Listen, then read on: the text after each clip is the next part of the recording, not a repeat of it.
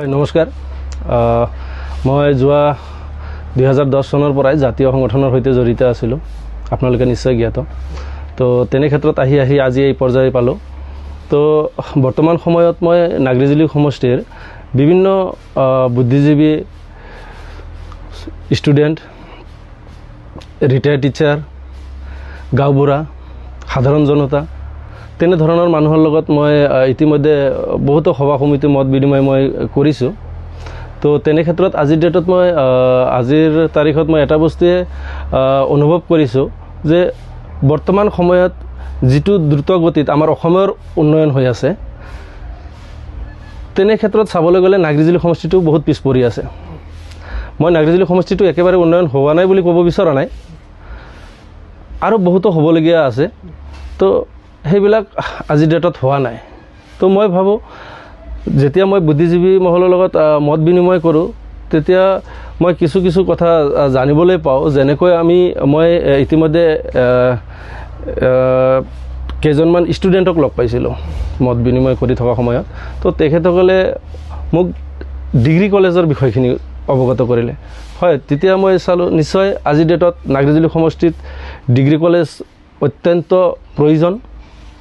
আৰু নাগৰিজুলি সমষ্টিত আৰু কিছু সংখ্যক মানুহৰ লগত মই মত বিনিময় কৰি পাওঁ যে SBI state bank of India Nagrijuli সমষ্টিত নাই সেইটোও গুৰুত্ব দিব লাগে সেইটো বিষয়টোও গুৰুত্ব দিবলগীয়া আছে আৰু আপোনাৰ এগ্ৰিকালচাৰ ছাইডটো চাব যিসকল কৃষক আছে তেওঁলোকে উপযুক্ত সুবিধা বৰ্তমান সময়ত পোৱা নাই তো মই ভাবোঁ এগ্ৰিকালচাৰ ছাইডটো এগ্ৰিকালচাৰ ৰিচাৰ্চ চেণ্টাৰ হওক বা এগ্ৰিকালচাৰ ছাইডেদি মানে কৃষকসকলক আমি কি ধৰণে মানে সুবিধা দিব পাৰি সেই বিষয়বস্তু বিস্তৰ ওপৰত আমি গুৰুত্ব দিবলগীয়া আছে আৰু আপুনি স্পেচিয়েলি আৰু এটা বস্তু চাব বৰ্তমান সময়ত হাতী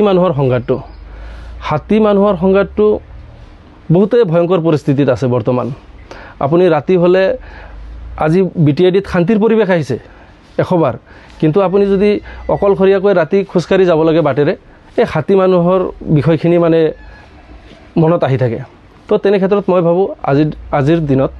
হাতী মানুহৰ সংঘাতটো বহুত গুৰুত্ব দিবলগীয়া বিষয় আৰু মই ভাবোঁ এই বিষয়টো যদি সমস্যাটো সমাধান কৰিম বুলি যদি গুৰুত্ব দিয়া হয় নিশ্চয় ইয়াৰ সমাধান সূত্ৰ আছে তেনেকুৱা ইচ্ছা কৰিলে সকলো সম্ভৱ মই ভাবোঁ কোনো বস্তুৱে অসম্ভৱ নহয় তো সামগ্ৰিকভাৱে স্পৰ্টছৰ ক্ষেত্ৰতো বহুত কৰিবলগীয়া আছে আমাৰ কাউলি অঞ্চলত এখন ষ্টেডিয়ামৰ দৰকাৰ আছে বৃহত্তৰ কাউলি অঞ্চলত এখন ষ্টেডিয়াম নাই যিসকল ছাত্ৰ ছাত্ৰীয়ে আজি স্পৰ্টছৰ লগত জড়িত বহুত ভাল ল'ৰা আছে য'ত আজি আপুনি আৰ্মিত বা CRPFত তেনেধৰণৰ জব কৰিবৰ কাৰণে বহুত ধৰণৰ ল'ৰা ওলাই আহিছে যিসকলে উপযুক্ত ট্ৰেইনিঙৰ ব্যৱস্থা পোৱা নাই মই ভাবোঁ আজি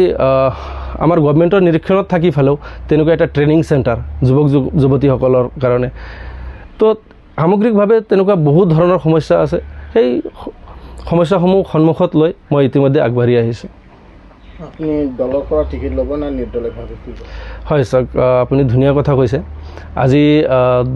দলৰ পৰা আৰু নিৰ্দলীয় বিষয়টো এটা ভাল প্ৰশ্ন কৰিছে আপুনি চাওক দলৰ নামত নাগৰিজুলি সমষ্টিত আমি 23,000 বেংগলী ভোটাৰ আছোঁ তিনিটা ভাগত বিভক্ত হৈ আছোঁ তো মই ভাবোঁ আমি যেতিয়া একত্ৰিতভাৱে যদি আগবাঢ়ি আহোঁ তেতিয়া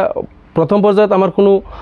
দলৰ কথাটো আহি নপৰে আমি একত্ৰিত হ'লে আমি এনে এজন কেণ্ডিডেট ওলাই আহিব পাৰি তো মই সেই বিষয়টোৰ ওপৰত তেনেকুৱা গুৰুত্ব দিয়া নাই দলৰ টিকেটটো সেইটো অপশ্যনত আছে থাকিব আৰু প্ৰথম পৰ্যায়ত মই ভাবোঁ আমি যিটো দলৰ নামত তিনিটা ভাগত বিভক্ত হৈ আছোঁ কাৰো লগত কাৰো কোনো ব্যক্তিগত সংঘাত নাই কিন্তু তেখেতসকলৰ মাজত মাতবোল নাই আজিৰ দিনত তো সেইবিলাক বস্তু একচুৱেলি